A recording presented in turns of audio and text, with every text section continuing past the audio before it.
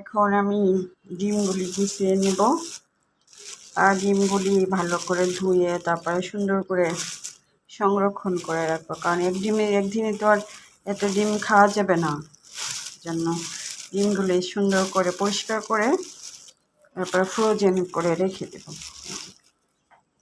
যে কাঁঠাল, এটা হচ্ছে আমার যে চা খাওয়ার বিস্কিট। এটা দিয়ে আমি সকালে চা খাই, বিকেলেও চা খাই।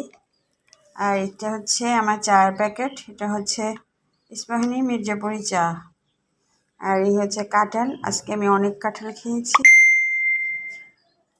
আর হচ্ছে ওগুলো হচ্ছে লেবু তো প্রতিদিনই লাগে, লেবু ছাড়া কিছু ভাবা যায় না।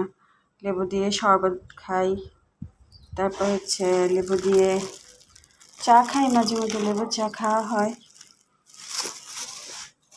এই যে এখন ডিমগুলা গুনে দেখেছি ঠিক মতো দিল কিনা। 2টা, 4টা,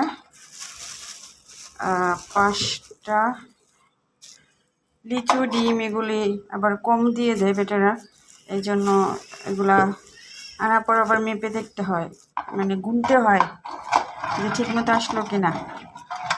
এই যে 6, 7, 8, 9, 10,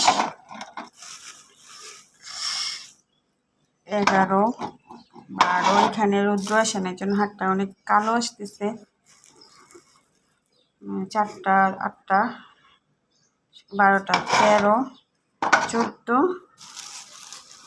15, 16, 17, 18,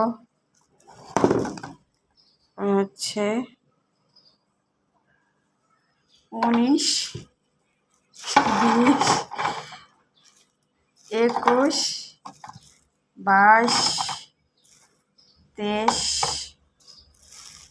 24, 25, 26, তারপর 27, 28, 29, 30টা। 30টা ঠিক মতোই দিছি। অনেক সময় দেখা যায় যে মানে অনেক কম দিয়ে দেয়, তো কেজি থেকে প্যাকেটে ঢুকাই নিয়ে আসি, তখন আবার এরকম করে। এই জন্য বাসায় আনার পর যে সাথে সাথে এগুলা গুনে রাখি।